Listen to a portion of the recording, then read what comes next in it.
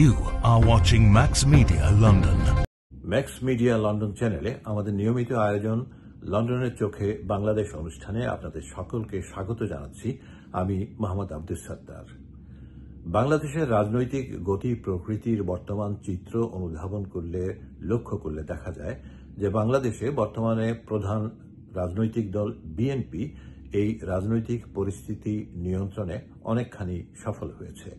তারা চলতি বছরের আগস্ট মাসে অন্তর্বর্তী সরকারের প্রধান উপদেষ্টা ডক্টর মোহাম্মদ ইউনূস ঘোষিত জুলাই ঘোষণাপত্র অনুষ্ঠানেও যেমন প্রাধান্য বিস্তার করেছিল, জুলাই ঘোষণাপত্রে তাদের বক্তব্যই প্রাধান্য পেয়েছিল বলে অভিযোগ উঠেছিল বিভিন্ন মহল থেকে, এবং একইভাবে জুলাই সনদ স্বাক্ষর অনুষ্ঠানেও তারা প্রাধান্য বিস্তার করে রেখেছে। সবচেয়ে আশ্চর্যের বিষয় হচ্ছে যে জুলাই যোদ্ধারা জুলাই আগস্ট গণ অভ্যুত্থানের সামনের সারিতে থেকে, সামনের কাতারে থেকে যে সমস্ত ছাত্র তরুণরা নেতৃত্ব দিয়েছিলেন, সেই জুলাই নায়কদের বাদ রেখেই ডক্টর মোহাম্মদ ইউনূস জুলাই সনদ স্বাক্ষর অনুষ্ঠানটি সম্পন্ন করলেন, মঞ্চায়ন করলেন, এবং সেখানে এনসিপি অর্থাৎ এই ছাত্র তরুণদের নতুন গঠিত রাজনৈতিক দল এনসিপির কেউই সেখানে উপস্থিত ছিলেন না। কিন্তু তারপরও বিএনপির নেতৃবৃন্দ উপস্থিত ছিলেন, জামাতে ইসলামীর নেতৃবৃন্দ উপস্থিত ছিলেন, 25টি রাজনৈতিক দলের নেতৃবৃন্দ এই জুলাই সনদে স্বাক্ষর করেছেন। কিন্তু আমরা মনে করে দেখতে পারি যে বাংলাদেশের মোট 51টি নিবন্ধিত রাজনৈতিক দল, একটি আওয়ামী লীগ, তাদের কার্যক্রম নিষিদ্ধ, তারা সব 52টি মূল রাজনৈতিক দল নিবন্ধিত বাংলাদেশের নির্বাচন কমিশনে। তো এখনকার নিবন্ধিত 51টি রাজনৈতিক দলের মধ্যে 26টি এই সনদে স্বাক্ষর করেছে 25টি। তাদের মধ্যে অন্যতম হচ্ছে বিএনপি, তারপরে রয়েছে জামাতে ইসলামী এবং আরো বেশ কয়েকটি দল, 25টি রাজনৈতিক দল। তো এই পরিপ্রেক্ষিতে জুলাইয়ের নায়কদের বাদ দিয়ে যে জুলাই সনদ স্বাক্ষরিত হলো, এর পরিপ্রেক্ষিতে কি বোঝা যাচ্ছে? আমরা যেটা বুঝতে পারছি সেটি হচ্ছে বর্তমান অন্তর্বর্তী সরকারের প্রধান ডক্টর মোহাম্মদ ইউনূসের নিয়োগকর্তা যে ছাত্র তরুণরা, সেই নিয়োগকর্তাদের সাথে ডক্টর মোহাম্মদ ইউনূসের ফল আউট হয়েছে। তাদের প্রথম ফল আউটটা ছিল গত আগস্টে জুলাই ঘোষণাপত্র অনুষ্ঠানে। সেখানে এনসিপির আহ্বায়ক নাহিদ ইসলামী কেবলমাত্র দলের পক্ষ থেকে উপস্থিত ছিলেন। আমরা জানি দলের শীর্ষ নেতাদের একাংশ সে সময় চলে গিয়েছিলেন কক্সেস বাজারে। মনে হয়েছিল, বোঝা গিয়েছিল তারা এই জুলাই ঘোষণাপত্র অনুষ্ঠানের যে মূল আয়োজন অথবা জুলাই ঘোষণাপত্রের মূল বক্তব্যের সাথে তারা একমত নন, সেজন্য তারা অনুষ্ঠানটিকে রীতিমতো উপেক্ষা করেই একেবারে ঢাকাতেই থাকেননি, চলে গিয়েছিলেন কক্সেস বাজারে। এখন দ্বিতীয় ফল আউট ঘটল এই জুলাই সনদ স্বাক্ষর অনুষ্ঠান উপলক্ষে। জুলাই সনদ স্বাক্ষর অনুষ্ঠানে এনসিপির কেউই উপস্থিত ছিলেন না। বিএনপির প্রতিনিধি উপস্থিত ছিলেন, জামাতে ইসলামের প্রতিনিধি উপস্থিত ছিলেন, 25টি রাজনৈতিক দলের নেতৃবৃন্দ উপস্থিত ছিলেন। কিন্তু জুলাই যারা সৃষ্টি করেছেন সেই নায়কদের, সেই সামনের সারির নেতাদের কেউই উপস্থিত ছিলেন, এবং তারা বলছেন যে এই জুলাই সনদে কোন রকমের আইনি সুরক্ষার ব্যবস্থা নেই। নির্বাচনের পর যে দল ক্ষমতায় আসবে তারা যদি ইচ্ছা করে সনদের কিছু অংশ হয়তো বাস্তবায়ন করবে, কিছু অংশ হয়তো করবে না, সেটা হবে তাদের ইচ্ছা মাফিক।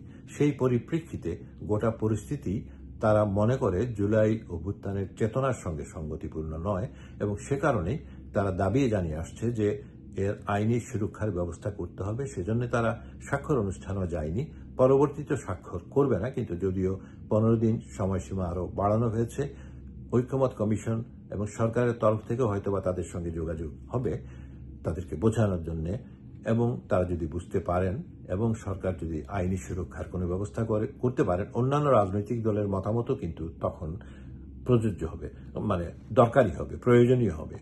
সেটি হয়ে গেলে পরে তখন হয়তো এনসিপি স্বাক্ষর করতে পারে। কিন্তু এখন যে পরিস্থিতি, মনে হচ্ছে না যে এনসিপির সঙ্গে সেই স্বাক্ষর, যে প্রত্যাশিত স্বাক্ষর এনসিপি সেই সনদে করবে বলে। কারণ আমরা মনে করতে পারি 14 মাস পর এখন অন্তর্বর্তী সরকার কিন্তু একটি অবস্থানে চলে এসেছে।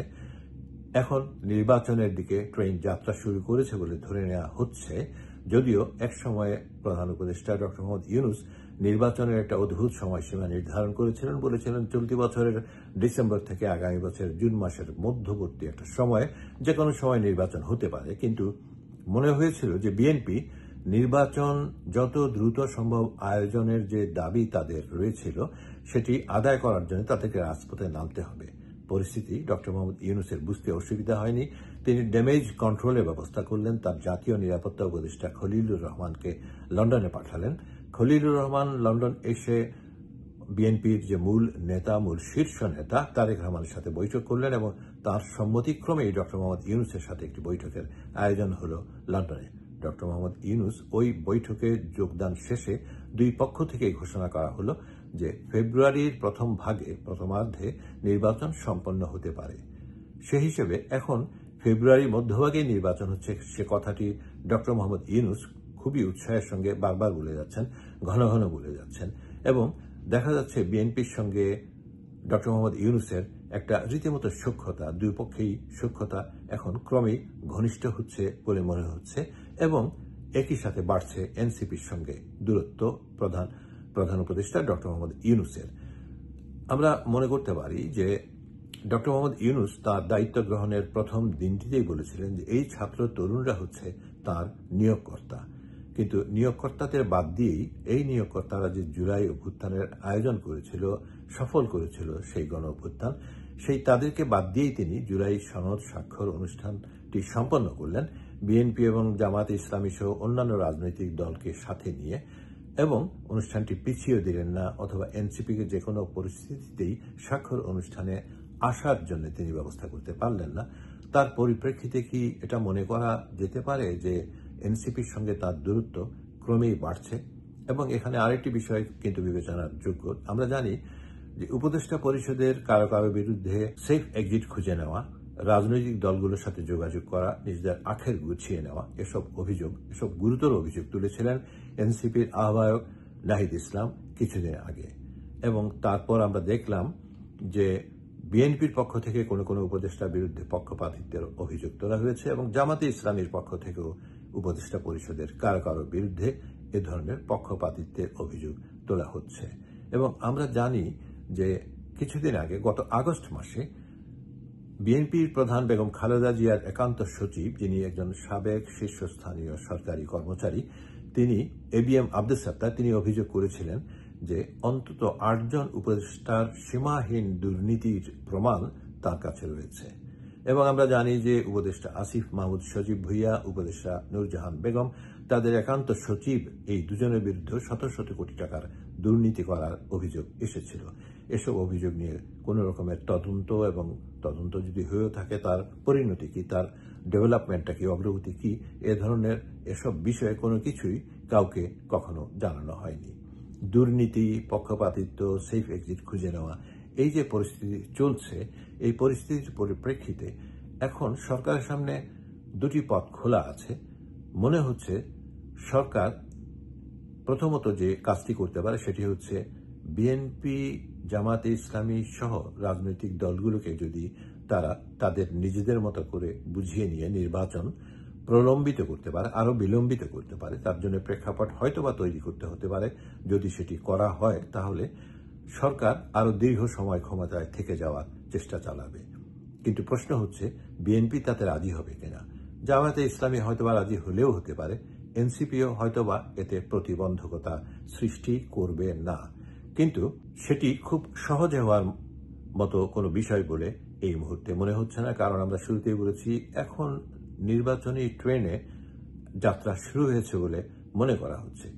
অন্তর্বর্তী সরকারের দ্বিতীয় যে বিকল্প রয়েছে সেটি হচ্ছে তারা শুধুমাত্র কয়েকজন উপদেষ্টা নন, খোদ প্রধান উপদেষ্টা ডক্টর মোহাম্মদ ইউনূস সহ সকলেরই সেফ এক্সিটের ব্যবস্থা করা। এজন্য আগামী নির্বাচনের মধ্য দিয়ে যারা ক্ষমতায় আসবেন, ধরে নেওয়া হচ্ছে যে বিএনপি ক্ষমতায় আসবে, তাদের সঙ্গে এই প্রধান উপদেষ্টার নেতৃত্বে এই উপদেষ্টা পরিষদের প্রত্যেকেরই এমন একটি সমঝোতা হতে হবে যেন তারা দায় মুক্তি পেয়ে যান এবং ক্ষমতা হস্তান্তরের পর তারা যেন নিরাপদে দেশেই অবস্থান করেন অথবা বিদেশে চলে যান, তার একটা নিশ্চিত ব্যবস্থা করা।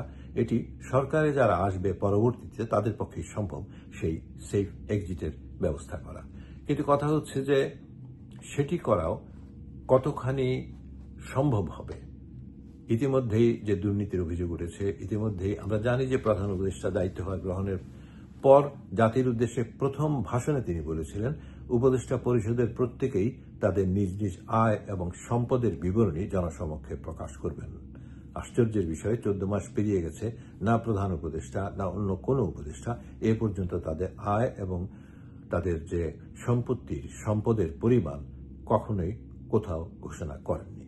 সুতরাং একটা গোলমেলে পরিস্থিতির মধ্যে এখন পড়া গেছে এবং রাজনৈতিক যে বিভিন্ন দিকগুলো আবর্তিত হচ্ছে দুর্নীতি এবং নানা অভিযোগের ভিত্তি নিয়ে। এই ভিত্তির মধ্যে এই যে পরিস্থিতি চলছে, পরিস্থিতি কোন দিকে নিয়ে যাবে এবং অন্তর্বর্তী সরকারকে এবং গোটা দেশকে, সত্যি কথা বলতে গেলে নির্বাচনকেও, কোনোটি এখনো নিশ্চিত হয়ে বলা যাচ্ছে না। ফেব্রুয়ারিতেই নির্বাচন হবে নিশ্চিত করে সেটা এখনো বলা যাচ্ছে না, যদি আমরা বলছি যে এখন নির্বাচনী আমেজের মতো একটি পরিস্থিতির সৃষ্টি করার চেষ্টা হচ্ছে। এখন যাত্রা নির্বাচনী ট্রেনের নির্বাচনের দিকে, কিন্তু সেফ এক্সিটের একটি বিষয়ও এসে যাচ্ছে একই সঙ্গে। প্রধান উপদেষ্টা সহ উপদেষ্টাদের সেফ এক্সিটের ব্যবস্থা করা হয়তোবা আগামীতে যারা সরকার গঠন করবেন তাদের জন্য খুব কঠিন কিছু হবে না, কিন্তু পরিস্থিতি কি খুবই মসৃণভাবে সেদিকেই তারা নিয়ে যেতে পারবেন? আগামী কয়েকটা সপ্তাহের মধ্যেই হয়তো সে বিষয়টি আরও অনেকটাই স্পষ্ট হতে পারে। ম্যাক্স মিডিয়া লন্ডন চ্যানেলে আমাদের নিয়মিত অনুষ্ঠান লন্ডনের চোখে বাংলাদেশ অনুষ্ঠানের আজকের পর্বের এখানেই সমাপ্তি। আমন্ত্রণ রইল আমাদের আগামী পর্ব দেখার জন্য।